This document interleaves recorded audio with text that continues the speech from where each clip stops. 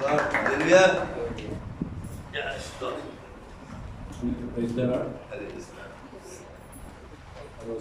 అవకాశం ఇచ్చిన దేవుడికి ఉపవాస కూడికలో మనం అనుగ్రహించి అవకాశం ఇచ్చిన అందరికీ ఈరోజు మన వాక్య భాగం 11వ అధ్యాయం. మొత్తంగా 11వ అధ్యాయం ఇది ఆల్రెడీ మనము విన్నటువంటి. ఎందుకంటే ఇక్కడ ఒక అధ్యాయం ధ్యానిస్తున్నాం, కానీ మత్తయి సువార్తలో కూడా 6వ అధ్యాయం ఇదే ఉంటుంది. అక్కడైతే మనము వచనము పారాగ్రాఫ్ కంటే లోపలనే ఒక వచనం 2 వచనాలే ధ్యానించుకుంటూ వచ్చాం. అది మన మనసులో మాత్రం బాగానే ఉండేది. అయినా కొన్ని విషయాలు మనం మాట్లాడడానికి వినడానికి ఆలోచన చేద్దాం. నేను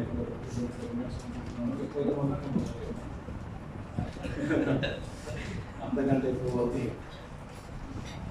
దేవుని కృపను బట్టి 11వ అధ్యాయంలో మనం గమనించినట్లయితే చాలా అమూల్యమైన విషయాలు, ఒకదానికంటే ఒకటి ఎక్కువగా అన్నట్టు యేసు ప్రభువు వారు తానే మాట్లాడుతున్న విషయాలు ఇందులో ఎక్కువగా మనకు కనబడతా ఉంటాయి.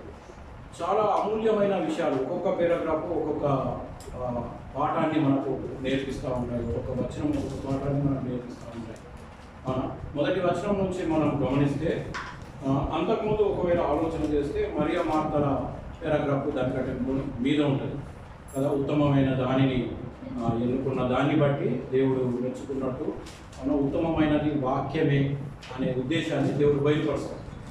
మనకు కూడా తెలుసు ఉత్తమమైనది ఏంటిదంటే దేవుడి వాక్యమే కదా. ఆ వాక్యం మనల్ని నడిపిస్తుంది, మనల్ని బలపరుస్తుంది. కాబట్టి మొదటి వచనం నుంచి మనం కొన్ని వచనాలు మనం గమనించినట్టయితే ఈ పారాగ్రాఫ్లో ఈ అధ్యాయంలో ఉన్నాయన్నీ కూడా ఒకసారి మనం చూసుకుంటే, ఇంత పెద్ద అధ్యాయం చాలా వచనాలు ఇవన్నీ ధ్యానించడం కష్టం. కానీ ఇందులో ఉన్నాయి ఒక్కసారి మనం ఆలోచన చేస్తే, మొదటి వచనం నుంచి ఒక 4 వచనాలలో పరలోక ప్రార్థన ఉంటుంది. మనకు అందరికీ పరిచయమైన ప్రార్థన, మనం ప్రతి సర్వీస్లో ఈ ప్రార్థన చేసుకుంటూ ఉంటాం. పరలోక ప్రార్థనని దేవుడు తెలియజేస్తూ ఉంటున్నాడు, అలా ప్రార్థన శిష్యులకు నేర్పిస్తూ ఉంటున్నాడు. 5వ వచనం నుంచి దాదాపుగా 13వ వచనం వరకు కదా, అక్కడ ఒక దివ్యమైన సంగతిని తెలియజేస్తూ ఉంటున్నాడు. ఏంటిది దివ్యమైన సంగతి అని అంటే, ప్రార్థన ఎలా చేయాలి, ప్రార్థనలో పట్టుదల ఎంత ఉండాలి, మన అడగడాన్ని బట్టి దేవుడు ఇచ్చే విధానాన్ని మనకు బయలుపరుస్తూ ఉన్నాడు. అడొక మాట వాడుతూ ఉంటాడు చూడండి. 8వ వచనం, అతడు తన స్నేహితుడైనందున లేచి ఇయ్యకపోయినను. ఈ పారాగ్రాఫ్ అంతా మనం చదివేశాం కాబట్టి నేను వివరిస్తలేదు. అవునా, ఒక స్నేహితుడు వచ్చినప్పుడు, అవునా, ఆ స్నేహితుడు వచ్చినప్పుడు స్నేహితుడి దగ్గరికి పోయి రొట్టెని అడుగుతాడు. అవునా, ఇదంతా పారాగ్రాఫ్లో ఉన్నది. అయితే అక్కడ వివరణ ఇస్తున్నాడు దేవుడు. అతడు తన స్నేహితుడైనందున లేచి ఇయ్యకపోయినను అతడు సిగ్గుమాలి మాటికి అడుగుట వలన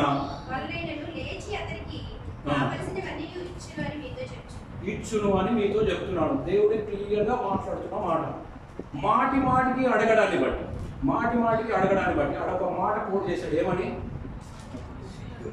సిగ్గుమాలి అని అన్నాడు కదా. అంటే ఇక మనల్ని మనం తగ్గించుకొని, ఆయన తగ్గించుకొని ఏమనుకున్నా పర్వాలేదు అని చెప్పి మాటికి అడగడాన్ని బట్టి ఇయ్యకుండా ఉండునా అనే మాట తెలియజేస్తూ ఉంటున్నాడు. కిందికి దాన్ని కోడ్ చేస్తూ కిందనే ఏమంటాడు? అడుగుడి మీకు ఇయ్యబడును అని అంటాడు. అంటే మనం అడిగే విధానము మాటికి అడగడాన్ని బట్టి, అవసరతను బట్టి, అవునా, ఏది అవసరమో దాన్ని బట్టి మాటికి అడగడాన్ని బట్టి దేవుడు ఇస్తాడనే ఆ యొక్క పారాగ్రాఫ్లో మనకు తెలియజేస్తూ ఉన్నాడు.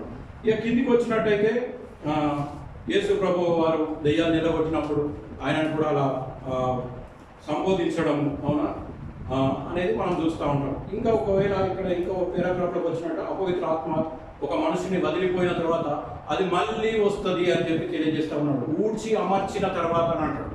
ఊడ్చి అమర్చిన తర్వాత ఒకవేళ ఎవరి హృదయంలోనైనా వాక్యము, దేవుని మాటలు లేకపోయినట్టయితే, అది ఊడ్చేసి అమర్చి ఉన్నట్టయితే, సాతాను చూసి సంతోషంగా ఏం చేస్తుందంట? సాతాను అపవిత్రాత్మ మరి 7 దయ్యం సోపతి తెచ్చుకుంటాడు. ఫస్ట్ ఒకటే ఉంటుండే, మరి 7 తెచ్చుకొని అందులో కాపురం ఉంటుందట. ఆ కాపురం ఉన్నట్టయితే ఆ పరిస్థితి ఎలా ఉంటది అనేది కింద వివరణ ఇస్తున్నాడు. ఎలా ఉంటదట? కడపటి స్థితి చెడ్డదిగా ఉంటుందంటే, ఇక మొదటి యొక్క దానికంటే కడపటి స్థితి చాలా చెడ్డదిగా ఉంటుందని చెప్పి ఆ యొక్క అధ్యాయంలో మనకు బోధిస్తూ ఉన్నాడు. ఇంకా కిందికి చూసినట్టయితే ఇక్కడ ఒక మంచి మాట చెప్తా ఉన్నాడు. ఏమనంటే, ఒక స్త్రీ అయితే ఇది బోధిస్తూ ఉన్నప్పుడు ఒక స్త్రీ లేచి ఆయన పొగుడుతూ ఉంది. ఎవరిని పొగుడుతూ ఉంది? యేసు ప్రభువుల వారిని పొగుడుతూ తన తల్లిని పొగుడుతూ ఉంది. మీ తల్లి ధన్యమైనది అని పొగుడుతూ ఉన్నప్పుడు తన ఒక మంచి మాట తెలియజేస్తూ ఉన్నాడు. అక్కడ ఒక మంచి మాట అంటే మంచి మాట. అది కింద వచనం చూడండి, 27వ వచనం. చెప్తుండగా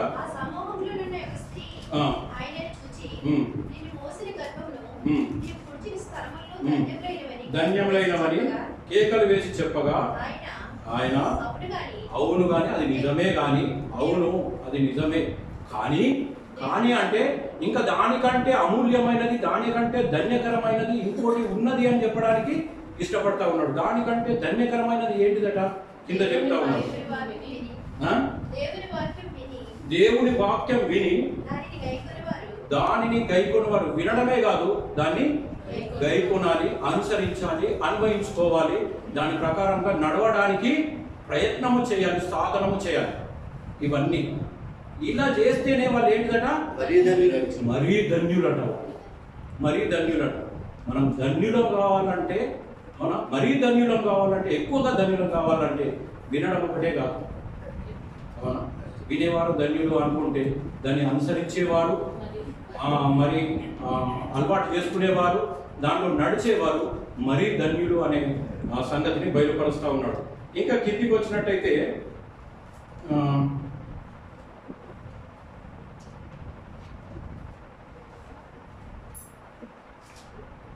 కింద ఒక వచనం. ఇక కిందకు వచ్చినట్టయితే యేసు ప్రభు తాను ఎంత గొప్పవాడో యోనా కంటే అప్పటిన్న జనాలందరూ యోనాని చాలా గొప్పవాడని అనుకునేవారు. ఆరికంటే ఎంత గొప్పవాడో యేసు ప్రభు తానే తెలియజేస్తున్న వచనాలు మనకు కనబడుతూ ఉంటాయి.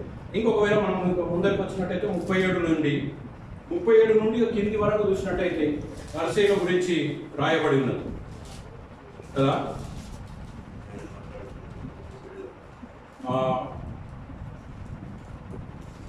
పరిసయ్యుల గురించి రాయబడి ఉన్నది. ఆయన కిందికి వచ్చినట్టయితే హెచ్చరిక చేస్తూ ఉన్నాడు. అవునా? అలా ఉన్న స్థితిని హెచ్చరిస్తూ ఉన్నాడు. ఆ కింద అధ్యాయాన్ని మనం చదివేసినాం కాబట్టి, అవన్నీ చదివినాం కాబట్టి షార్ట్గా చెప్పడానికి ఇష్టపడతా ఉన్నాం. అవన్నీ హెచ్చరిస్తూ ఉన్నప్పుడు హెచ్చరించిన విధానాన్ని బట్టి వారు కిందికి ఒక మాట మాట్లాడుతూ ఉన్నారు. మొత్తం కిందికి వచ్చేసి కింద చూడండి 33వ వచనం, 53వ వచనం. ఆయన అక్కడ నుండి వెళ్ళినప్పుడు శాస్త్రులను పరిచయులను ఆయన మీద పగబట్టి నేరం మోపవలనని ఉండి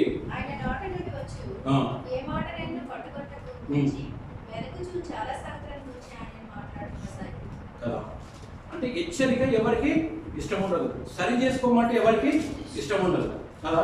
సంఘంలో అయినా ఎక్కడైనా సరే, ఒకవేళ ఎవరైనా మాస్టర్ గారు కానీ ఎవరైనా కానీ అంటే వాక్యాన్ని బట్టి హెచ్చరించిండు అనుకోండి, అది అన్వయించేది నిజంగా దేవుడు నాతో మాట్లాడుతున్నాడు కదా అని మా జనాలు అప్పుడు అనుకోలేదు. వాళ్ళు కూడా ఉన్నదే వాళ్ళతో మాట్లాడుతూ ఉన్నాడు కానీ అనుకోలేదు. వాళ్ళు ఏమనుకున్నారు?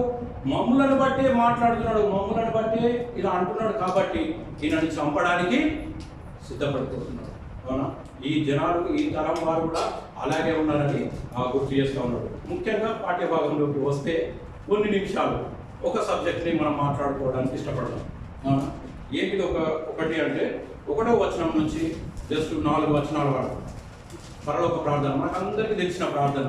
ఇందులో నుంచి కొన్ని విషయాలు మాట్లాడుకోవడానికి ఇష్టపడతాం. ఒక 10-15 నిమిషాలు అనుకుంటున్నాను. అది ఫస్ట్ వచనాన్ని మనం చూసినట్టయితే ఆయన ఒక చోట ప్రార్థన చేయించుండాలి. ఎవరు ప్రార్థన చేస్తున్నారట? యేసయ్య ప్రార్థన చేస్తున్నాడు. ఆయన జీవితమే ఒక మాదిరి. యేసు ప్రభు జీవితమే ఒక మాదిరి. అవునా? ఆయన ఏది చెప్తాడో అది చేయడానికి ఇష్టపడతాడు. ఏది చెప్పింది చేయకుండా ఏది కూడా ఉండలేదు. ఆయన ఒక మాదిరిగా నిలబడ్డాడు. ఇప్పుడు చూస్తే రాజకీయ నాయకులు కానీ చాలా మంది కానీ చెప్పేది ఒకటి చేసేది ఒకటి. అవునా? చాలా మాటలు. ఉదాహరణ చెప్పాలంటే రోడ్డు మీద పోయి ఇద్దరు భార్యాభర్తలు కొట్టుకుంటున్నారు అనుకోండి, తిట్టుకుంటున్నారు అనుకోండి, కొట్టుకుంటున్నారు అనుకోండి. అవునా? రోడ్డున పోయే ప్రతి వారు ఏమంటారు, ఈ బుద్ధి లేదా భార్యను కొడతారా అని చెప్పి హెచ్చరిస్తారు. ఇది సర్వసాధారణం, అందరికీ తెలుసు కదా. అవునా? కానీ ఇంట్లో పోగానే తన భార్యను కొడతాడు, తన తల్లిని కొడతాడు, అందరికీ కొడతాడు. అవునా? అంటే చెప్పేది ఒకటి, చేసేది ఒకటి, లోపల చేసేది ఒకటి, బయట చెప్పేది ఒకటి. కానీ యేసు ప్రభుల వారు అలా కాదు.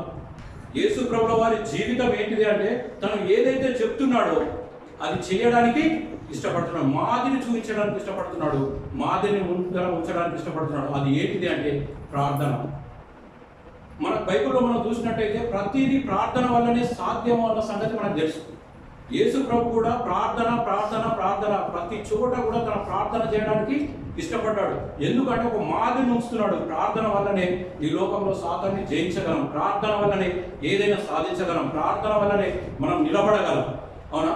ప్రార్థనతోనే మనం దేవుడికి దగ్గరగా కాగలము, ప్రార్థనతోనే దేవుడి మనసును గెలుచుకోగలము. అవునా? ఇదంతా ప్రార్థనతోనే సాధ్యము కనుక యేసు ప్రభు మాదిరి చూపెడతా ఉన్నాడు. ఏంటంటే ఆయన జీవించిన కాలం అంతా ఒంటరిగా వెళ్ళి, అడవిలోకి వెళ్ళి, అవునా, ఎక్కడికైనా ఒంటరిగా వెళ్ళి ప్రార్థన చేసిన సందర్భాలు మనకు చాలా మటుకు కనబడుతూ ఉంటాయి. అవన్నీ నేను రాశాను కానీ ఇప్పుడు చదవడానికి అంతలేదు, మనకందరికి తెలుసు. కాబట్టి ఆయన ఒంటరిగా ప్రార్థన చేయడానికి ఇష్టపడ్డాడు. ఏ ప్రార్థన ఎక్కువగా చేయడానికి ఇష్టము అని అంటే ఒంటరి ప్రార్థన దేవుడికి చాలా ఇష్టం. మనం కూడా చాలాసార్లు నా జీవితమే చెప్తాను, అందరూ ఒక్కొక్కసారి ఏమవుతుందంటే ఇక్కడ ప్రార్థన చేయమంటే 15 నిమిషాలు 20 నిమిషాలు, ఒక్కొక్కసారి 10 నిమిషాలు ఎంతైనా చేస్తాం. బెడ్ మీదకి ఎక్కితే 2 నిమిషాలు 3 నిమిషాలు అయిపోతుంది. అంటే ఒంటరి ప్రార్థన తక్కువ ఉంటుంది, సంఘంలో ప్రార్థన చాలా ఎక్కువ ఉంటుంది. అవునా? కానీ యేసు ప్రభుల వారు అది నేర్పిస్తారు. యేసు ప్రభుల వారు ఒంటరిగా, మందిలో ఎక్కువ సంఖ్యలో ప్రార్థన చేసినా ఒంటరిగా తన ప్రార్థనలో ఎక్కువ గడపడానికి ఇష్టపడ్డాడు. అదే మనకు నేర్పిస్తూ ఉన్నాడు. సంఘంలో నువ్వు ఎంత చేసినా పర్వాలేదు, వ్యక్తిగతంగా మాత్రం ప్రార్థన పెంచుకోవాల్సిందే, వ్యక్తిగతంగా ఆయనతో ఉండాల్సిందే, వ్యక్తిగతంగా ఆయనతో మొరపెట్టాల్సిందే. అవునా? వ్యక్తిగత ప్రార్థనని తను నేర్పిస్తూ ఉన్నాడు. అందుకే చాలా మటుకు మనం చూసినట్టయితే లూకా సువార్త 3:21, 6:12 ఇలా మనం చెప్పుకుంటూ పోతే ఆయన ఒంటరిగా వెళ్ళి ప్రార్థన చేసినట్టు, ఒంటరిగానే ప్రార్థన. శిష్యులు అప్పటికే ఉన్నారు కదా, అందరిని తీసుకుపోయి ప్రార్థన చేయొచ్చు కదా. అది మళ్ళీ గుంపు ప్రార్థన. అందరితో ఉన్నప్పుడు చేసిన తను ఒంటరిగా వెళ్ళి చేయడానికి ఇష్టపడుతూ ఉన్నాడు. అయితే శిష్యులు ఒక మాట అడుగుతూ ఉన్నారు తన ప్రార్థన జీవితాన్ని చూసి. అవునా? నేను అనుకుంటా ఉన్నాను ఏంటిదంటే, ఆలోచన చేస్తే నిజంగా మనల్ని దేవుడు రక్షించాడు, దేవుడు నిలబెడుతున్నాడు అంటే జస్ట్ మనలో చూసి ఎవరన్నా కానీ బ్రదర్ నేను నుంచి నేను ఇది నేర్చుకున్నాను అని చెప్పగలిగితే చాలా సంతోషం. అంటే అలా మనం ఉండగలిగితే, అలా చూపించగలిగితే, మన ప్రార్థన స్టైల్ కానీ, మాట్లాడే స్టైల్ కానీ, లేకపోతే నిలబడే స్టైల్ కానీ, ఎక్కడన్నా కానీ ఎలా ఉంటున్నామో ఆ ఒక్కటైనా కానీ బ్రదర్ నీ నుంచి నేను ఇది నేర్చుకుంటున్నాను, ఇది నేర్చుకున్నాను, నిన్ను చూసి ఇది నేర్చుకున్నాను అని అంటే మాత్రం చాలా సంతోషం. ఇలాంటి మన జీవితాల్లో ఎంత క్రైస్తవులు అయినా కానీ చాలామంది ఉన్నారు, లేరని అంటలేదు, కానీ చాలా తక్కువ మంది వాళ్ళని చూసి నేర్చుకోవడం అనేది. మనకున్న అలవాటు ఏంటిది అంటే ఎవరైనా కానీ నేర్చుకునే విషయాలు ఎన్ని ఉన్నా ఒక వ్యక్తిలో లోపాలనే ఎత్తి చూపెడతాం, కానీ నేర్చుకునే వాటిని పక్కన పెట్టేస్తాం కదా. కానీ ఇక్కడ మనకు తెలియజేస్తూ ఉన్నాడు ఏంటంటే నేర్చుకోవడానికి ఇష్టపడాలి.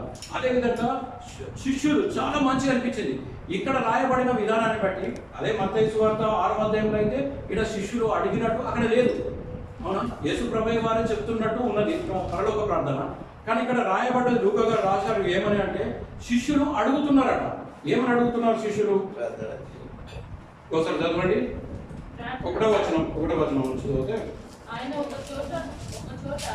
ప్రార్థన చేయుచుండెను. ప్రార్థన చాలించిన తర్వాత ఆయన శిష్యులలో ఒకడు ప్రభువా, యోహాను తన శిష్యులకు నేర్పినట్లుగా మాకును ప్రార్థన చేయ నేర్పమని ఆయన అడిగారు. ఒకవేళ యోహాను శిష్యులకు ప్రార్థన నేర్పాడు, సారీ ఎక్కడ దొరకలేదు, సరే నేర్పాడంట. ఆయన నేర్పాడు కదా, మాకు కూడా నేర్పు, మేము నేర్చుకోవడానికి. ఎందుకంటే నిన్ను చూస్తున్నాం కదా, నువ్వు ప్రార్థన చేస్తున్నావు కదా, అవును ఒంటరిగా ప్రార్థన చేస్తున్నావు కదా, మేము ఇలా ప్రార్థన చేయరు, మాకు నేర్పు. దేవుడి దగ్గర మనం అడగాల్సిన ఎన్నో అడుగుతాం, ఎవరి గురించో అడుగుతాం. నిజంగా మనం అడగాల్సింది ఏమైనా ఉన్నది అంటే దేవా నాకు ఇలా నేర్పయ్యా, దేవా నేను ఇలా బతకడం నేర్పయ్యా, దేవా నాకు ప్రార్థన నేర్పయ్యా అని చెప్పి మనకు తెలిసినదే మనము సత్యం అనుకుంటాం, మనకు తెలిసిందే గొప్ప అనుకుంటాం. కానీ నేర్చుకోవాల్సినవి లేదు. అవి ఎవరికి నేర్పుతాడు అంటే వాళ్ళకి నేర్పు మనగానే ఒక దివ్యమైన ప్రార్థన. ఈ బైబుల్ అంతట్లో కూడా సూపర్ ప్రార్థన అని చెప్తారు అందరూ కూడా. పరలోకపు ప్రార్థన అంటారు కదా, యేసుక్రీస్తు నేర్పిన ప్రార్థన అంటారు. దీనికి స్టార్ట్ అయిన ప్రార్థన ఇంకేది లేదు. చాలా ప్రార్థనలు ఉన్నాయి బైబిల్లో, చాలా మంది ప్రార్థన చేశారు, చాలా ప్రార్థనలు ఉన్నాయి. ఇందులో అన్ని ఇమిడి యేసు ప్రభు వారు ఏదైతే జీవితంలో నెరవేర్చారో, ఏదైతే చేయబోతున్నాడో, తన జీవితం ద్వారా ఏదైతే నిరూపించబోతున్నాడో అవన్నీ కూడా ఒక దగ్గర కలిపి వారికి ఒక ప్రార్థన నేర్పించాడు. దీన్ని చాలా సులువుగా ఇప్పుడు ఆధునిక కాలంలో మనం చాలా మటుకు అభివృద్ధి చెందిపోయామని చెప్పి దీన్ని చులకనగా చూడడానికి లేదు. అవునా, చాలా మంది పరలోక ప్రార్థన అవసరం లేదనే వారు కూడా ఉన్నారు. ఎందుకంటే అది అప్పట్లో రాసింది అప్పుడు కదా అని చెప్పి. దీన్ని ఒకవేళ మనం అధ్యయనం చేస్తే, దీని మీద ఒకవేళ జాగ్రత్తగా ఆలోచన చేస్తే ఇందులో చాలా విషయాలు తాను నేర్పాడు, పాటించాడు. అవునా, అదే శిష్యులకు నేర్పుతా ఉన్నాడు. ఒకవేళ ఇక్కడ మనం చూసినట్టయితే ఇక్కడైతే స్టార్ట్ అయింది ప్రార్థన, వారికి నేర్పిస్తూ ఉన్నాడు. ఏమని నేర్పిస్తూ ఉన్నాడంటే తండ్రి నుంచి స్టార్ట్ అయింది. అదే మత్తయి సువార్తలో మనం చూసినట్టయితే 6వ అధ్యాయము, అసలు రండి మత్తయి సువార్త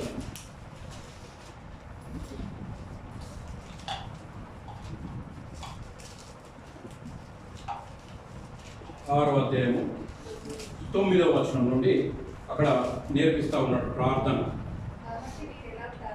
కాబట్టి మీరు ఇలాగూ ప్రార్థన చేయండి, పరలోకమందున్న మా తండ్రి. ఫస్ట్ స్టార్ట్ చేస్తున్నాడు ఏమనంటే పరలోకమందున్న మా తండ్రి అనే మాటను తను స్టార్ట్ చేయడానికి ఇష్టపడతా ఉన్నాడు. పరలోకంలో ఎవరున్నారంట? తండ్రి ఉన్నాడంట. పరిచయం చేస్తూ ఉన్నాడు, ప్రార్థననే పరిచయం చేస్తూ ఉన్నాడు. ఏమనంటే పరలోకంలో ఒక తండ్రి ఉన్నాడు.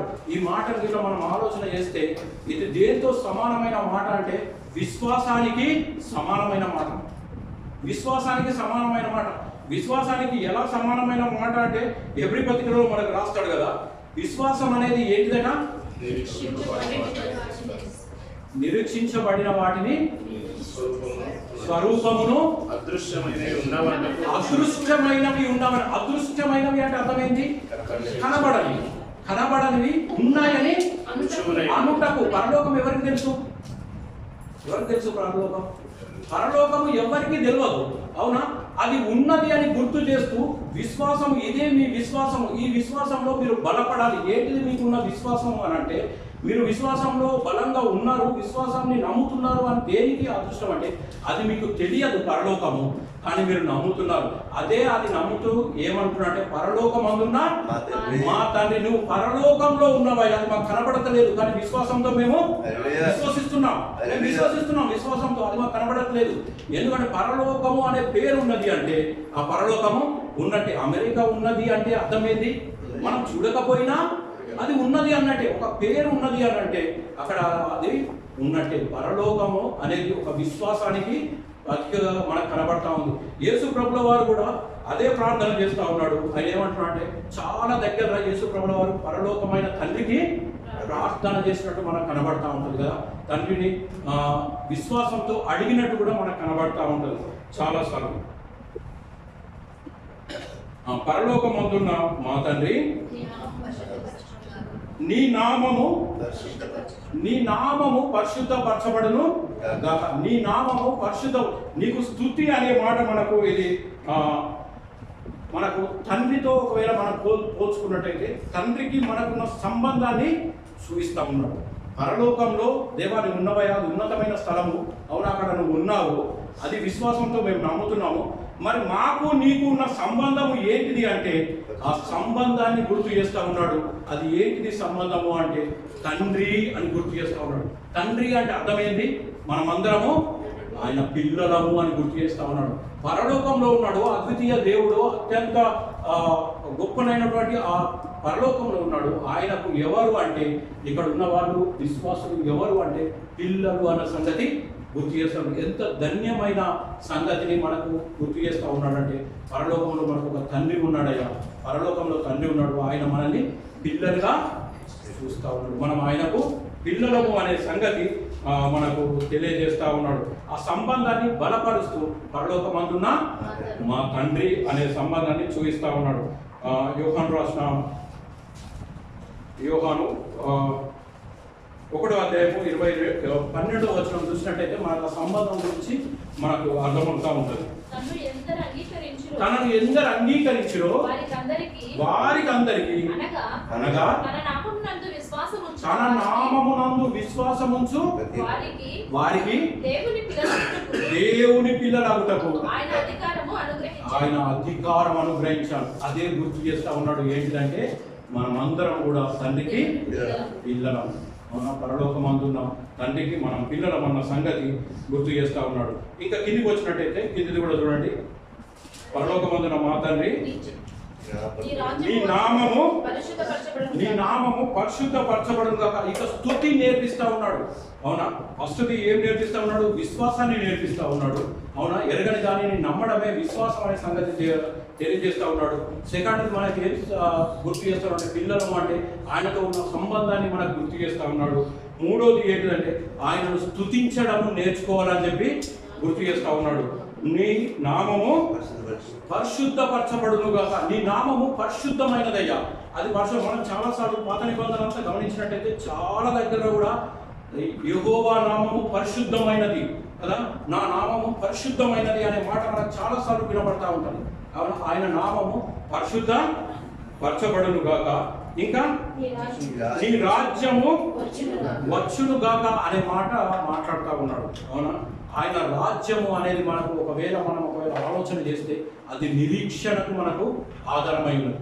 అవునా, మనం నిరీక్షణ ఆయన రాజ్యంతో వస్తాడు. ఒక దినాన ఆయన రాబోతున్నాడు. ఆ రాబోతున్నప్పుడు ఆయన రాజ్యంతో వస్తాడు. మొదటిగా ఎవరు లేస్తారంట? ఆయన వస్తున్నప్పుడు ఎవరు లేస్తారు? మృతులు మొదటిగా లేచి ఆ మృతులను ఆయన ఎండబెట్టుకొని వస్తాడు కదా. ఇది అందరికీ మనకు తెలిసిన వాక్యం. అవునా, ఆయన మృతులను ఒక రాజ్యంగా వెంటబెట్టుకొని వస్తాడు. అప్పుడు ఇక్కడున్న వారిని పరిశుద్ధులను ఆయన లేపి ఎవరికి అప్పచెప్తాడట? రాజ్యంను తండ్రికి అప్పచెప్తాడట. తండ్రి, ఇదిగో ఇక్కడ నీ కొరకు కట్టబడిన ఇది రాజ్యం. అవునా, సంఘం రాజ్యం అనే సంగతిని గుర్తు చేస్తా ఉన్నాడు. ఏమంటున్నాడు? పరలోకమందున మా తండ్రి నీ నామం పరిశుద్ధపరచబడును గాక, నీ రాజ్యము వచ్చును గాక. ఆ నిరీక్షణతో మేము ఉన్నామయ్యా. ఆ నిరీక్షణతో మీరు ఉండాలి. ఆ నిరీక్షణతో మనం ఉండాలి అన్న సంగతిని గుర్తు చేస్తా ఉన్నాడు. నీ రాజ్యం వచ్చే వరకు దేవా మేము నిరీక్షణతో ఉండులాగున మాకు నేర్చుకుంటున్నాం అన్న సంగతిని శిష్యులకు గుర్తు చేస్తా ఉన్నాడు. ఆ తర్వాత నీ చిత్తము పరలోకములో ఎవరి చిత్తం ఉన్నది? దేవుని చిత్తమే ఉన్నది. ఎందుకంటే ఎవరి రాజ్యము? దేవుని రాజ్యం కనుక అక్కడ అంతా దేవుని చిత్తమే జరుగుతూ ఉంది.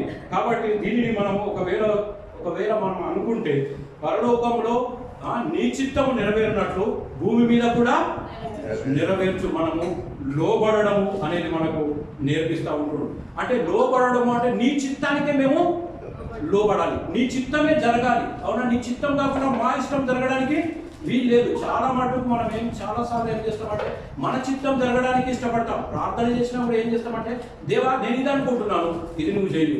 దేవా ఇది చెయ్యాలనుకుంటున్నాను, ఇది నువ్వు చేయు. అవునా, దేవా నేను ఇలా ఉండాలనుకుంటున్నాను, నువ్వు ఇలా ఉండు. దేవా నేను ఎలా ఉండాలి, నేనేం చేయాలి అనేది మనకు చాలా తక్కువ. అవునా, అది ఏంటిదంటే లోబడము అనేది ఏంటంటే నీ చిత్తానికి మొత్తానికి నేను లోబడుతున్నాను. నువ్వు ఎలా నడిపితే నేను అలా. అవునా, మీరు ఎలా నడిపిస్తే నేను అలా. మనం అడగాల్సింది ఫస్ట్ ఏంటిదంటే దేవా అసలు నీ చిత్తం ఏంటి? పెళ్లిలో దేవా నీ చిత్తం ఏంటి? మనం ఏం చేస్తామంటే పోయిన పెళ్లిలో మనం ఏం చేస్తాం? అమ్మాయిని చూసుకుంటారు, అబ్బాయిని చూసుకుంటారు, అన్ని మాట్లాడుకుంటారు, ప్రార్థన దగ్గరికి వచ్చి అప్పుడు ప్రార్థన చేస్తాం. దేవా నీ చిత్త ప్రకారము ఈ అమ్మాయి దేవుడి చిత్తం అవునో కాదు, ఆ అమ్మాయి ఉన్నదో లేదు, అబ్బాయి ఉన్నాడో లేదు. అవునా, ఇవన్నీ మనం చూసుకోము. అప్పుడు ఏమంటాం మనం? దేవా నీ చిత్త ప్రకారం అనే దాన్ని కోడ్ చేస్తాం. దేవా నీ చిత్తంలో ఉన్న అమ్మాయి నాకు దొరికిందా? దేవా నీ చిత్తంలో ఉన్న అబ్బాయి నాకు దొరికిందా? చాలా రోజుల తర్వాత ఏం చేస్తారు? కొట్లాటలు అయితే విడిపోతారు ఇదంతా. అప్పుడు దేవుని చిత్తానికి దేవా నువ్వు ఇట్లా అనుకున్నావు అట్లా అనుకున్నావు మాట దగ్గర వస్తుంది. లాస్ట్కి వస్తే పాస్టర్ గారు తెచ్చేస్తారు పెళ్లి చేసినప్పుడు. కాబట్టి ఏంటంటే దేవుడు లోబడటం నేర్పిస్తూ ఉన్నాడు. ఏమని అంటే దేవుడి చిత్తానికి మనము లోబడిపోవాలి. ఇది మనం నేర్చుకోవాలి, ఇది మనం అలవాటు చేసుకోవాలి. అవునా? ఇవన్నీ పరలోక ప్రార్థన చాలా మటుకు వెయిట్ చేసేసారు. చాలా తక్కువ సంఘాలలోనే పరలోక ప్రార్థన చెప్తారు, ఎక్కువ సంఘాలలో చెప్పరు. నాకు తెలిసి సిఎస్ఐలో ఇంకెక్కడ వీటిలలో చెప్తారు. మన దగ్గర మనం తప్పకుండా చెప్తాం. కానీ వేరే దగ్గర ఏం చేస్తారంటే పరలోక ప్రార్థన చెప్పడానికి ఇష్టపడరు. అందులో ఉన్న మూలాలు, అందులో ఉన్న గొప్పతనం, అందులో దేవుడు ఏం నేర్పించాలనుకుంటున్నాడు, అవి ఇప్పుడు చేసే ప్రార్థనల కంటే అమూల్యమైన సంగతి అని చెప్పి మనం గమనిస్తే దేవుడికి స్తోత్రం కలుగును. నీ చిత్తము నా జీవితంలో నెరవేర్చయ్యా అనే దానిని యెషయా గ్రంథం 55వ అధ్యాయంలో ఒకసారి చూద్దాం.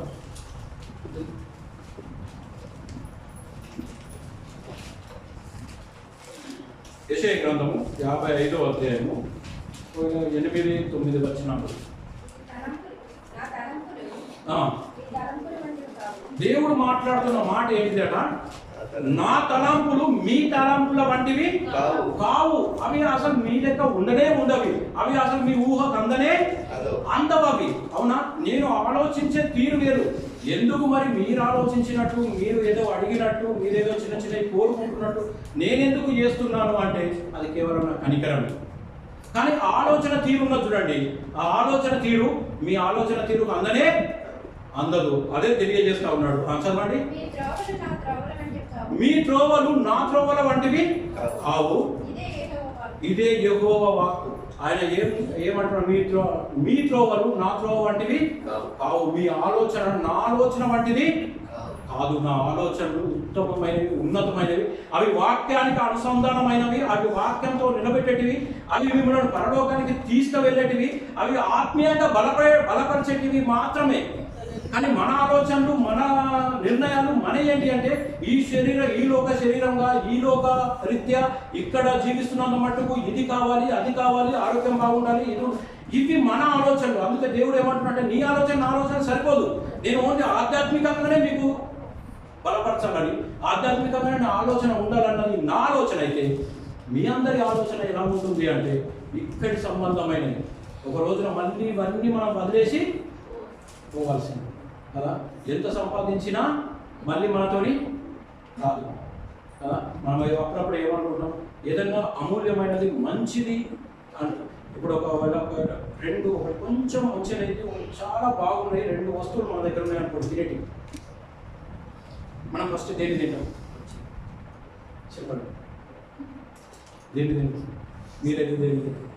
చాలా మంది చేసే పని ఏంటంటే ఫస్ట్ మంచిదైతే తింటారు. ఎందుకంటే మంచిగా ఉన్నది ఆస్వాదిస్తూ మంచిదాన్ని కొంచెం తర్వాత అయినా కానీ మంచిగా తినొచ్చు అని చెప్పి, అవునా? అలా ఆలోచన చేస్తారు.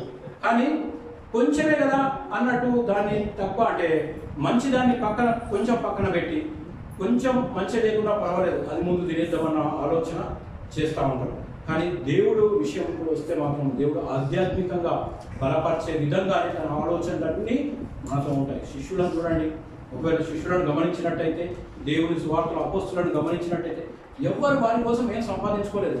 ఎందుకు వారు చనిపోవడానికి ఇష్టపడ్డారంటే ఎనికి చూసుకుంటే అరే మా ఆస్తి పోతుందేమో, మా ఇది అయిపోతుందేమో, మా బంగ్లా పోతుందేమో, అవన్నీ వాళ్ళకి ఏం లేవు.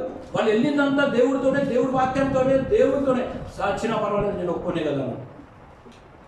అలాంటి మైండ్ సెటప్ వాళ్ళకు వచ్చింది కాబట్టి ఎంత ఘోరంగా వాళ్ళని చంపుతున్నప్పటికీ శిష్యులు మనం గమనించినట్టయితే ఎవరు కూడా అంత ఈజీగా చనిపోలేదు. ఘోరంగా చనిపోయారు. యేసు ప్రభువును సిలువ వేస్తే ఆ సీన్ మనం చూస్తున్నాం కాబట్టి, అవునా, మనకు బయలుపరచబడుతుంది కాబట్టి నిజంగా గొప్ప శిక్ష, అది గొప్ప శిక్షే, అవునా, ఘోరమైనది. దాన్ని తలపోస్తూనే మనం గొప్పగా తలస్తున్నాం, అవునా. శిష్యులు కూడా చాలా ఘోరమైన స్థితిలో ఘోరమైన మరణాలు చెందారు. రంపాలతో కోసేశారు వాళ్ళని. కోస్తున్నప్పుడు ఎలా ఉంటుంది చెప్పండి, అవునా. నూనెలో వేసేసారంట, మరుగుతున్న నూనెలో వాడిని వేసేసారంట. ఎలా ఉంటుంది చెప్పండి, అవునా.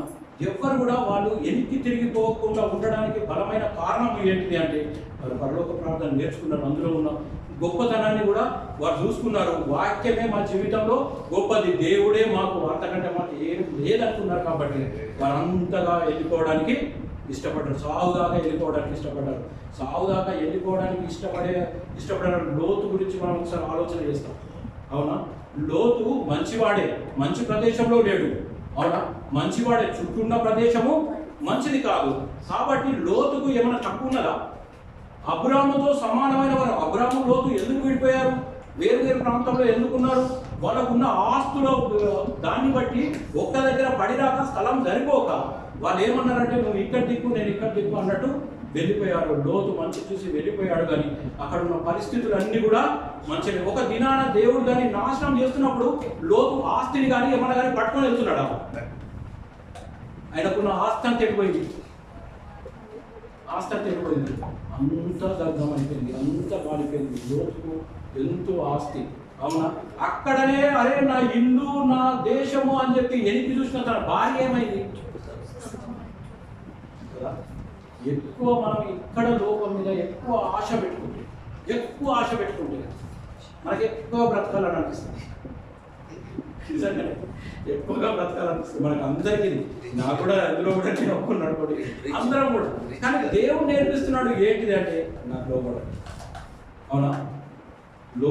లోబడి జీవిస్తే నా చిత్తం ఏందో నేను మీకు బయలుపరుస్తాను. నా ఆలోచన ఏందో దాన్ని బట్టి నేను మిమ్మల్ని నడిపిస్తాననే సంగతిని తెలియజేస్తా ఉన్నాను. ఇంకా కిందికి వద్దాం. ఇంకా వచ్చిన కిందికి వద్దాం. వాళ్ళు ఏం కోరుకుంటారు? వాళ్ళకి ఏం నేర్పిస్తున్నాడు దేవుడు? చాలా దగ్గర శిష్యులను పంపినప్పుడు ఏమంటాడు? మీరు 2 జతల బట్టలైనను, అవునా, 1 జత చెప్పులు వేసుకొని వెళ్ళండి, కానీ ఏమి తీసుకుపోవద్దు సువార్తకి వెళ్ళినప్పుడు. ఎందుకంటే ఏదైనా మీతో ఉంటే దాని మీద మీ ఆశ పెరుగుతుందేమో. కాబట్టి ఏది అవసరం లేదు, మీరు వెళ్ళిపోండి సువార్తకు అన్నాడు. దేవుడి దగ్గర అడగాల్సింది ఏంటి అంటే అనుదిన ఆహారం మాకు, ఎందుకంటే ఇప్పుడు ఇస్తున్న భయం సార్ నెక్స్ట్ కూడా ఉన్నదో లేదో మనకు తెలియదు కదా. కాబట్టి ఆ రోజు ఏం కావాలో, అవునా, ఏం అవసరమో అది మనకు తెలియజేస్తూ ఉన్నాడు. అప్పుడు దేవుడు అప్పుడు ఇక్కడ ఉన్న అర్థాన్ని చూపిస్తూ ఉన్నాడు. విజ్ఞాపన అప్పుడు చేయండి. దేనికోసం చేయండి? విజ్ఞాపన అంటే అంత సంపాదించుకోవడానికి కాదు, అనుదిన ఆహారం కోసం. ఎందుకంటే నువ్వు బ్రతకాలంటే అనుదిన ఆహారం కావాలి. ఎందుకంటే బ్రతికించేవాడు నడిపించేవాడు దేవుడే. మనకు ఏది అవసరమో ఇచ్చేవాడు కూడా దేవుడే. సింహం పిల్లల్ని చూడండి, అవునా, అవి ఆకలి కొనునేమో కానీ, అవునా, నన్ను నమ్ముకున్న వానికి ఎప్పుడు కూడా ఆకలి కానివ్వను అని అంటాడు. అవునా, ఆకలి కానివ్వను అని అంటాడు. ఎందుకు ఆకలి కాదా? మరి అన్నం తినకపోతే ఆకలి అవుతుంది కదా. దేవుడి పనిలో, దేవుడి చిత్తంలో, దేవుడి ఆలోచనలో మనం ఉంటే ఆకలి కానివ్వను అని అంటాడు. అవునా, అది తిన్నదానితో సమానమైపోతాడు. అవునా, మనం చాలా మటుకు దేవుని స్తుతిస్తూ ఆరాధిస్తూ ఆయనలో నిమగ్నమైనప్పుడు మనకి ఏది గుర్తురాదు. అవునా, అదే దేవుడు నేర్పిస్తూ ఉన్నాడు. ఆధ్యాత్మికంగా మనకు నేర్పిస్తూ ఉన్నాడు. మీరు విజ్ఞాపన చేయండి, ఏది అవసరమో ఎప్పుడు అవసరమో అది చేయండి. అయినా అది నా చిత్త ప్రకారము ఎప్పుడు ఏది అవసరమో అదే ఇస్తానన్న సంగతి కూడా మనకు తెలియజేస్తూ ఉన్నాడు. ఇంకా కిందికి వచ్చినట్టయితే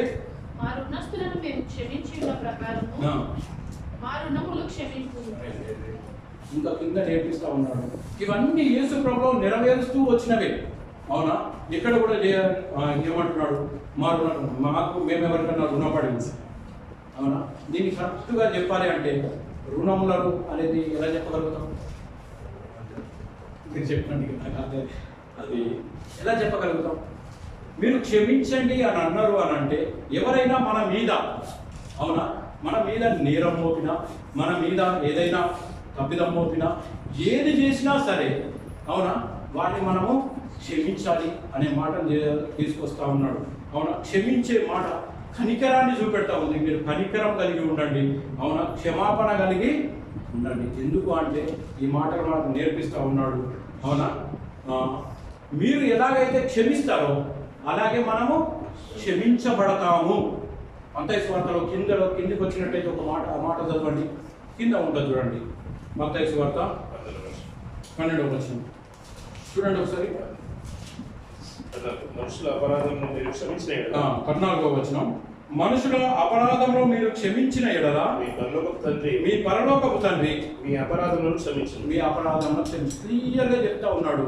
మీరు ఇతరులను క్షమిస్తేనే మీరు క్షమించబడతారు, ఇతరులను క్షమించకపోతే క్షమించబడరు. అయితే మనం చేసేది ఏంటంటే క్షమించినట్టే చేస్తాము, క్షమించము. అవునా బ్రదర్, నువ్వు అంటే కదా అది అయిపోయింది బ్రదర్ అన్నట్టే ఉంటుంది, కానీ లోపల మాత్రం అది ఉంటుంది. ఒకవేళ క్షమిస్తేనట అది గుర్తు చేసుకోవద్దట. అసలు ఆలోచన చేయండి, అది ఎట్లుందో. ఎప్పుడన్నా మనం అట్లా ప్రయత్నం చేస్తామా? అవును, నేను కానీ మీరు కానీ ఎవరైనా కానీ మనం ఎవరినైనా క్షమిస్తేనట మళ్ళీ దాన్ని ఎప్పుడు గుర్తు చేసుకోవద్దట. యేసు ప్రభువు వారు ఏమన్నారు? మనం ఆయన దగ్గరికి పోయి దేవా నా పాపము నేను ఒప్పుకుంటున్నాను అని ఆయన దగ్గర వేడుకుంటేనట మరి ఎప్పుడు వాటిని గుర్తు చేసుకోడట. ఆయన క్షమించేసి ఎప్పుడు గుర్తు చేసుకోవడం మాటి మాటిగా నువ్వు ఇట్లా కదా, నువ్వు అది చేసినావు కదా, నువ్వు ఇది చేసినావు, ఇది ఎప్పుడు ఆయన గుర్తు చేసుకోవడం. అవును, ఒప్పుకుంటే గుర్తు చేసుకునేవాడైనా అనే కాదు. అదే మనకు నేర్పిస్తూ ఉన్నాడు. ఏమని అంటే ఒకవేళ మీకో ఎవరితోనైనా విభేదం ఉంటే, ఎవరితోనైనా పడిరాని పరిస్థితులు ఉంటే, మాట విషయం కానీ, అవునా, ఏదైనా సంఘటన విషయం కానీ, ఏదైనా కానీ బ్రదర్ మీరు క్షమిస్తేనే నేను క్షమిస్తే ఇది క్లియర్. అవునా, ఇశ్రాయేలుతో ఒక మాట అంటారు, మీరు నా తట్టు తిరిగిన ఎడల నేను మీ తట్టు తిరిగాను, మీరు తిరగకపోతే నేను తిరగలేను. డోర్ దగ్గర ఉండి నేను తట్టుచున్నాను, తీస్తే భోజనం చేస్తాం, తీయకపోతే వెళ్ళిపోతాం. దేవుడు ఎప్పుడైనా క్లియర్గా ఉంటాడు. అవునా, ఎందుకంటే దేవుడు ఎవరి మీద ఫోర్స్ చేయడు. ఒకవేళ దేవుడే ఫోర్స్ చేయగలిగిన దేవుడే మన దేవుడైతే, అవునా, ఫోర్స్ చేయగలిగిన దేవుడే మన దేవుడైతే ఎవరి లోకంలో రక్షణ పొందకుండా ఉండరు. దేవుడు ఏం చేసినట్టే ఫ్రీడమ్ ఇచ్చేసింది. అవునా, ఆది కాండంలో కూడా మనం చూస్తాం కదా, ఆదామును పెట్టినప్పుడు చెట్టును పెట్టాల్సిన అవసరం ఏంటిది అని అంటే చెట్టును పెడితేనే కదా విలువేంటిదో తెలిసేది కదా, చెడు ఉంటేనే కదా మంచి విలువేదో తెలిసేది, చెడును మంచిని మాట్లాడుకుంటేనే కదా ఇది చెడు ఇది మంచి అని చెప్పేది. ఒకవేళ అలా లేకపోతే ఎలా? అందుకే దేవుడు ఏమంటున్నాడంటే మీరు క్షమించండి నేను క్షమిస్తాను. ఒకవేళ మీరు క్షమించకపోతే క్షమించే ప్రసక్తే లేదు. ఒకవేళ మనము మనస్ఫూర్తిగా ఎవరైనా క్షమించకపోతే, అవునా, అలాగే అక్కడికి వెళ్తే అక్కడ అది బయలుపరచబడుతుంది. ఏమనంటే బ్రదర్ నేను క్షమించలేను, ఎందుకు అంటే నువ్వు అక్కడ క్షమించలేవు అనే సంగతిని మనకు తెలియజేస్తా ఉన్నాడు. దానికి వచనాలు వదిలే కిందికి పోతాం. ఇంకా మమ్మల్ని శోధనలోకి తేక దుష్టుల నుండి మమ్మల్ని తప్పించుకు. ఎందుకు అంటే మాకు శోధన వస్తే ఒకవేళ మేము తట్టుకోక పడిపోతాం మేము. అవునా, శోధన రావడం మంచిదే, నిలబడడానికి శోధన రావడం మంచిదే. అవునా, దీనిని మనం ఎలా చూస్తామంటే ఆయన మీద ఆధారపడడం, పూర్తిగా ఆయన మీద మనము ఆధారపడిపోవాలి. అవునా, ఎందుకు అంటే శోధనను జయించాలంటే మనం జయించలేము, మన దిక్కు దేవుడు నిలబడాలి. అయితేనే శోధనని మనం జయించగలం. మన ప్రయత్నంతో మనం జయించాలనుకుంటే పడిపోవడమే సాధ్యం.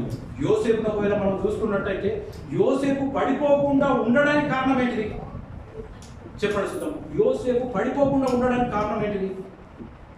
అవునా, అక్కడ పాపం చేయకుండా ఉండడానికి కారణం ఏంటిది? అక్కడ ఒక గొప్ప మాట గుర్తు చేసుకుంటాడు ఆయన. ఏమనంటే నేను అక్కడ ఏమంటాడు అంటే ఆ పాపం కోసము ఆయన ప్రేరేపించినప్పుడు, అవునా, నా దేవునికి విరోధమైన పాపము ఇది నేను ఎలా చేయగలను అంటే దేవుడి వాక్యం ఉన్నది కాబట్టి, అవునా, దేవుడి మాట ఉన్నది కాబట్టి, అవునా, అది చేయకుండా వెళ్ళిపోయి ఆయన మీద ఆధారపడినప్పుడు, అవునా, ఆయన ఆధారం చేసుకున్నప్పుడు, అవునా, మనం నిలబడడానికి మనం నిలబెట్టడానికి ఇష్టపడే దేవుడిగా మనకున్నాడు. చివరిగా మనకు నేర్పించేది ఏంటంటే నా మీద ఆధారపడాలి. ప్రతి విషయంలో నా మీద ఆధారపడితే దుష్టుల నుండి నేను నన్ను కాపాడుతాను, అవునా అని తెలియజేస్తా ఉన్నాడు. కీర్తన గ్రంథం 31వ కీర్తన 91వ అధ్యాయం ఈ వచనాన్ని చెప్పుకొని ముగించేస్తాను. కీర్తన గ్రంథము 91వ కీర్తన 14 నుండి 16 వరకు. దేవుడు మీద ఆధారపడితే, దేవుణ్ణి మనం ప్రేమిస్తే, దేవుణ్ణి ఆధారం మనం చేసుకుంటే దేవుడు చేసే మేలు, దేవుడు చేసే గొప్పగా ఎలాగుంటాయో దేవుడు మంచిగా వివరిస్తూ ఉన్నాడు. అవునా, గొప్పగా అక్కడ చెప్తా ఉన్నాడు. ఒకసారి చదవండి 14వ వచనం. మరోసారి అతడు నన్ను ప్రేమించుచున్నాడు గనుక తప్పించే దేవుడు. దుష్టు నుండి, అవునా, చెడు ఆలోచనల నుండి, చెడు ప్రదేశంలో నుండి, అవునా, మనకు ఏదైతే చెడు చేయాలని ఉంటుందో దాని నుండి మనల్ని ఏం చేసే దేవుడట? తప్పించే దేవుడు. ఎవరిని తప్పిస్తాడు? అది తప్పించే దేవుడు అంటే అందరిని తప్పించేవాడు కాదు. అవునా, తనను ఆయన నన్ను ప్రేమిస్తున్నాడు గనుక నేను అతన్ని ప్రేమ మనలో, ఆయన మీద ప్రేమ మనలో ఉంటే తప్పించే దేవుడు ఆయన మనం ఆయన మీద ఆధారపడితే తప్పించే దేవుడు ఆయననే. ఇంకోటి, అతడు నా నామమును ఎరిగిన వాడు గనుక, నా నామమును ఎరిగిన వాడు గనుక నన్ను ఘనపరుస్తున్నాడు, నన్ను స్తుతిస్తున్నాడు, నా నామానికి గొప్ప తీసుకొస్తున్నాడు, నాకు మాదిరిగా జీవిస్తున్నాడు, నా నామాన్ని తెలిసిన వాడు గనుక నేను అతన్ని ఘనపరుస్తాను. ఘనపరిచే దేవుడు. అవునా? మనకు ఘనత రావాలంటే మనం చేయాల్సింది ఏంటంటే ఆయన నామాన్ని కదా. అప్పుడు ఆయన ఏం చేస్తాడు? మనల్ని ఘనపరచడానికి ఇష్టపడతా ఉన్నాడు. ఇంకోటి, అతడు నాకు మొరపెట్టగా నువ్వు మొరపెడితే ఉత్తరం ఇచ్చే దేవుడు, మాట్లాడే దేవుడు. అవునా? ఆయన మీద ఆధారపడ్డప్పుడు ఆయన ఏం చేస్తాడంటే మనతో మాట్లాడే దేవుడిగా ఉన్నాడు. ఇంకా, శ్రమలలో నేను అతనికి తోడై ఉందును ఉండేదను. అంటే శ్రమ వచ్చినప్పుడు ఆయన మీద ఆధారపడ్డ వాళ్ళకు, ఆయనను ప్రేమించే వాళ్ళకు, ఆయన వాక్యాన్ని గైకొని నడిచే వాళ్ళకు శ్రమలో వచ్చినప్పుడు అట ఏం చేస్తాడట? తోడై ఉంటా, నీ పక్కనే నేను ఉంటా, నువ్వు పడిపోకుండా నేను ఉంటా. అవునా? గొలియాతును చంపడానికి దావీదు ఆయన బలం ఎక్కడ, ఈయన బలం ఎక్కడ, ఆయన అవతారం ఎక్కడ, ఈయన స్థితి ఎక్కడ. అవునా? ఆయన ఒక ధైర్యంతో వెళ్ళాడు. ఏ ధైర్యంతో వెళ్ళాడు? దేవుడు నా పక్షాన ఉన్నాడు కదా, దేవుడు నా పక్షాన ఉన్నాడు అని వెళ్ళాడు. ఆ మాటను వివరిస్తూ చాలా మంచి అనిపిస్తుంది. ఆయన అంటే ఏం చేసినట్ట? ఆయన అంత పెద్దవాడిని ఓడగొట్టడానికి, అంత పెద్దవాడిని చంపడానికి గల కారణము అలా మాట్లాడడానికి, గొలియాతుతో మాట్లాడిన మాటలు మనం ఒకసారి అబ్జర్వ్ చేస్తే అంత ధైర్యంగా మాట్లాడడానికి గల కారణం ఏంటి అని వెతుకుతేనట నిజంగా ఒక గొప్ప మాట. అంటే ఆలోచనకు, దేవుడి ఆలోచన విధానాన్ని బట్టి ఆ మాటకు చాలా గొప్పగా అనిపించింది. ఏంటిదంటే దావీదట దేవుడి కళ్ళతో వాడిని చూశాడట. దేవుడి కళ్ళతో గొలియాతును చూసినప్పుడు సృష్టిలో దేవుడు గొప్పవాడు కనుక ఆయన కళ్ళతో ఆ ప్రాబ్లమ్ చూసినప్పుడు, ఆయన కళ్ళతో ఆ సమస్యను చూసినప్పుడు అది చాలా చిన్నదిగా కనబడదట. అందరికీ గొలియాతు పెద్దగా కనబడుతున్నాడు, అందరు భయపడే విధంగా కనబడుతున్నాడు. దావీదుకు మాత్రము ఇప్పుడు చాలా చిన్నవాడు అన్నట్టే మాట్లాడాడు. అట్లనే మాట్లాడాడు లేదా? అవునా? గొలియాతు నువ్వు గొప్పవాడి అన్నట్టు మాట్లాడే, భయపడుతూ మాట్లాడలేదు, నువ్వు చాలా చిన్నవాడివి. ఎందుకు కారణము అంటే ఆయన చూసేది దేవుడి కళ్ళతో, దేవుడి మనసుతో. అవునా? కాబట్టి అది చిన్నగా అనిపించింది. ఆయన మీద ఆధారపడ్డప్పుడు, అవునా, ఆయననే మనకు సర్వం అనుకున్నప్పుడు మనకి ఎలాంటి సమస్యలైనా చిన్నవైనా ఎలాంటిదైనా సరే. అవునా? కాబట్టి మనం ఏంటంటే ఇప్పుడు మనం నేర్పించిన ప్రార్థన కూడా అందులో ఉన్నది కదా. కిందికి వస్తే మీరు అడగండి, ప్రార్థనలో మీరు అడగండి, ఏదైనా సరే చేయడానికి నేను సిద్ధంగా కదా. సమస్య ఎంత పెద్దదైనా పర్వాలేదు, నా కళ్ళతో చూడండి. సమస్య ఎంత పెద్దదైనా పర్వాలేదు, కుటుంబంలో కానీ బయట కానీ ఎలాంటిదైనా పర్వాలేదు, అనారోగ్యం కానీ చనిపోయే స్థితి అయినా కాదు, నా మనసుతో చూడండి, అది చాలా చిన్నదిగా కనబడతా ఉంటుంది అని చెప్పి దేవుడు గుర్తు చేస్తూ ఉన్నాడు. ఇంకా చదవండి. అతన్ని విడిపించి అతన్ని గొప్ప చేసేదను. దేవుడు మనల్ని ఆయన మీద ఆధారపడితే ఆయన ఏం చేస్తాడంట? గొప్పగా మనల్ని ఆయన చేస్తాడు. ఎవరో మనల్ని మెచ్చుకోవాలి, ఎవరో మనల్ని పొగుడాలి, మనల్ని 10 మందిలో పొగిడేవాడు లేరు, మనల్ని మెచ్చుకునేవాడు లేరు, మెచ్చుకుంటే బాగుండు అనేది మన ఆలోచన. అవునా? కానీ దేవుడు ఏమంటున్నాడు? ఆ మాట మళ్ళీ చదవండి. అతన్ని విడిపించి, దేని నుంచి విడిపించి? ప్రతి విషయంలో, ప్రతి దాంట్లో నుంచి, నీకు ఆటంకం కలిగించే ప్రతి దాంట్లో నుంచి నిన్ను విడిపించి నిన్ను గొప్పగా చేసేవాడిని నేను. నా మీద ఆధారపడ్డప్పుడు నేను గొప్పగా చేస్తానని మాట బయలుపరుస్తా ఉన్నాడు. ఇంకా కిందికి, నేను తృప్తిపరిచే దేవుని నేనే. ఎప్పుడైనా ఏదైనా కానీ మనిషికి అసలు తృప్తే లేదు. ఉంటుందా? ₹1 వచ్చినాయి అనుకోండి, అవును, తృప్తి ఉంటుందా? ఇంకో కొన్ని అయితే బాగుండు అన్నట్టు. అవును, ఒక ఇల్లు కట్టుకున్నాం అనుకోండి, బాగుంది కదా, ఒక ఇల్లు అయితే ఇక సరిపోయింది, నాకు అస్సలు ఇల్లు వద్దు అన్నట్టు. చూద్దాం, దేవుడి చిత్తం అయితే ఇంకోటి పక్కన స్థలం ఉంది, లేపుదాం అన్నట్టు అనుకోండి, దాని పైన లేపుదాం అని అనుకోండి. అంటే ఆలోచన కదా, మన ఆలోచన అలా ఉంటుంది. అక్కడ ఏమంటున్నాడు? చదవండి అన్నమాట. తృప్తి పరుస్తాను. దేని వల్ల తృప్తి పరుస్తానంటే దీనికి ఆయుష్ చేత తృప్తి పరుస్తాను. నీకు తృప్తి ఉంటుంది, నువ్వు ఎలా ఉన్నా పర్వాలేదు. అవునా? నువ్వు ఎలా జీవిస్తున్నా పర్వాలేదు, నీకు ఒక తృప్తి. ఎలా అంటే దేవుడిలో నువ్వు ఉన్నా అంటే ఈ లోకపరంగా నువ్వు ఏం సంపాదించుకున్నా సంపాదించుకోకపోయినా, నీకు ధనం ఉన్నా లేకపోయినా, ఫ్రెండ్స్ ఉన్నా లేకపోయినా, ఆదరించే వాళ్ళు ఉన్నా లేకపోయినా, అవునా, రోగం ఉన్నా రోగం ఉన్నా లేకపోయినా, అవునా, నిన్ను అందులోనే తృప్తిపరిచేవాడు. అవునా, తృప్తి ఉంటే ఏది అవసరం లేదని కదా, తృప్తి పడగలిగితే ఏది అవసరం లేదు. ఎప్పుడు తృప్తి పడతామంటే మనము ఉదాహరణకు అనుకుందాం, నాకు బాగా జ్వరం వచ్చింది అనుకుందాం. అవునా, నేనేమనుకుంటా, నాకు బాగా జ్వరం వచ్చింది, పక్కోడిని చూడు ఎంత మంచిగా ఉన్నాడు అని అనుకున్నాను. ఇంకా పక్కోడు బాబు నాకు బాగా జ్వరం వచ్చింది, సర్దైంది, దగ్గున్నది అనుకున్నాడు. అబ్బా నేను సేఫ్ వాడికైతే 3 ఉన్నాయి, నాకైతే ఒకటే ఉన్నాడు.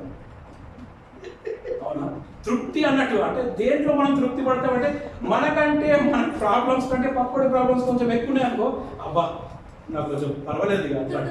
అవునా, వాడికి నాకంటే ఎక్కువనే అన్న దాంట్లో మనం ఉంటాం. అవును, ఇంకా కింది చదవండి. నా రక్షణ విలువైనది, నా రక్షణ అతనికి ఇచ్చేదను.